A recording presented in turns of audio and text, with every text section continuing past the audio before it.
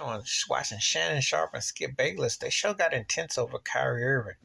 Kyrie done broken racial lines. He's got people like usually Skip and Shannon are well rehearsed, but there was real tension yesterday. There was real tension. And Skip suddenly got whiter than white. He said his wife is Jewish and he went on about he plays golf and his golf Jewish players there and how offended they were. And I'm like, well, y'all shut up. Kyrie Irving should not have been suspended. He was not. He shared a link. He didn't write the link. He didn't put the link together. He just shared a link. If you were to share a link from a show where somebody said something or did something, they're not going to hold you as accountable.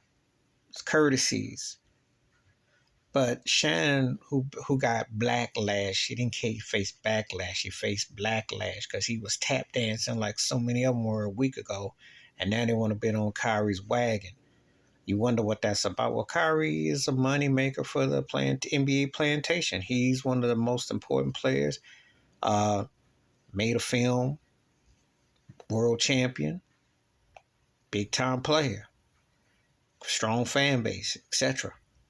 So, of course, the thought of him, trading and all that. But the thing was, there was real tension between Skip and Shannon. Only if I believed it from the get-go. Because only 24 hours ago, Shannon was all cahoots. But then yesterday, all of a sudden, Shannon got black. I wonder what happened.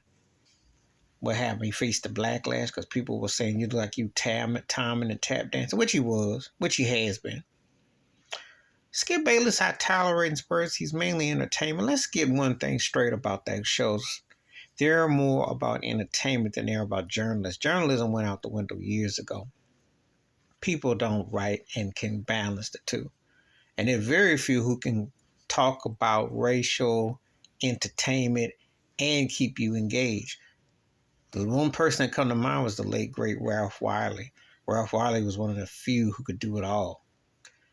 Ain't been too many come close. Ain't been that can come close to that, But what they hire now is personalities to talk about 3 or 4 subjects, maybe 5, and ride.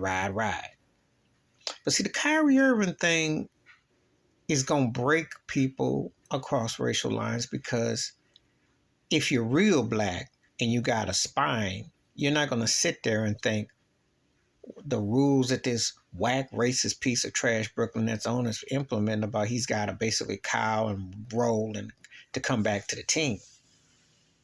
You suspend him, you fine him, and you want him to roll on his belly 50 different ways. That's unethical, and it's a lawsuit ready to happen. And Adam Silver always says such, but they'll tell you about the plantation. But you see, Skip's a shock jock. Now, he may mean well in certain parts, but he's going to be white through and through. And I'm going to be real with you when I say this. Because I'm not saying there isn't a decent white sportscaster that is balanced.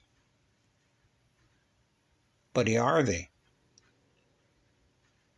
I'm really hard pressed to think of one. Because they're all very white and they don't really mingle with black folk to understand, so they say, when something happens. And I'm really hard pressed. I mean, they have great chemistry, Skip and Shannon do.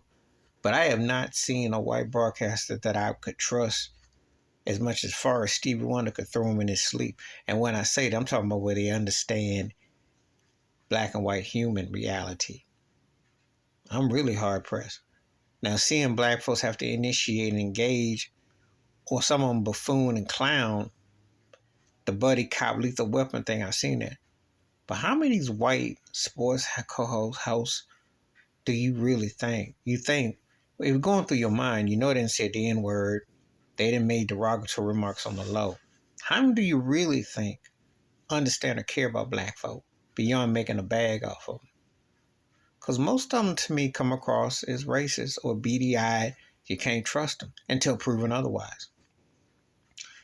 And that don't mean I don't like their humor or some of their knowledge, but I'm going to say this.